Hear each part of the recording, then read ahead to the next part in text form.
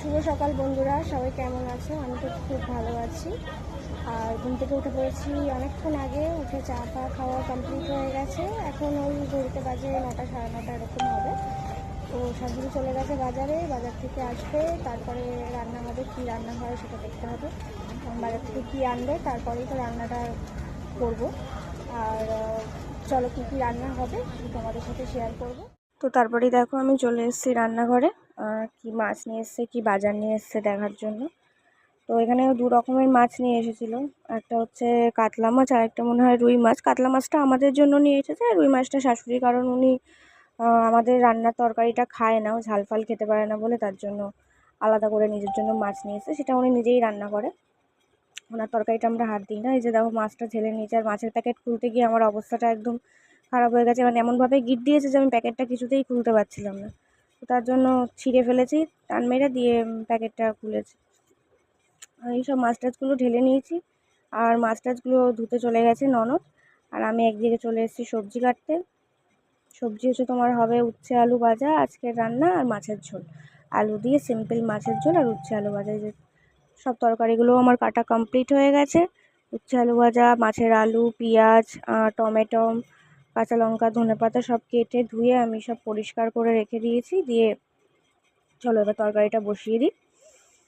তরকারি করতেও তো সময় লাগবে, এর জন্য তরকারিটা বসিয়েও দিয়েছি। দেখো কালো জিরে আর কালো জিরে ফোড়ন দিয়েই আমি আলুটা, মানে কাতলা মাছটা আমি বেশিরভাগ কালো জিরে ফোড়ন দিয়েই করি, তো ওই জন্য কালো জিরে ফোড়ন দিয়ে আলুটা একটু ভেজে নিয়েছিলাম। নিয়ে তার মধ্যে এখন এই পেঁয়াজটা দিয়ে দিয়েছি।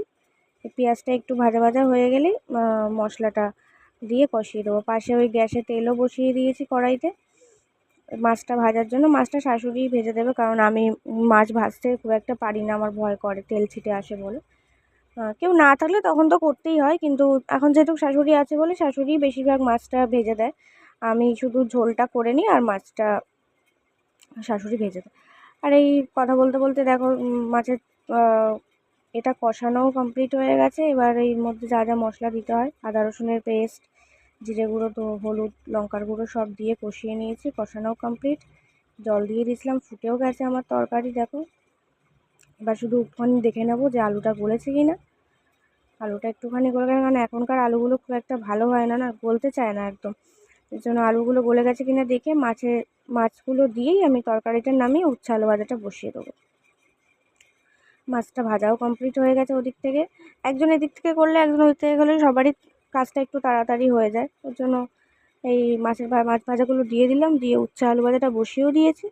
উচ্ছে আলু ভাজাটা হতে হতে আমি স্নান করে পুজো টুজো দিয়ে তারপরে একবারে খাবো, কারণ এখনও আমার স্নান হয়নি। সকাল থেকে স্নান করব, সকালে শুধু বাসি জামা কাপড়টা ছেড়েছিলাম। তো চলো চান টান করে আসি, চান টান করে এসে তোমাদের সাথে আবার দেখা হচ্ছে।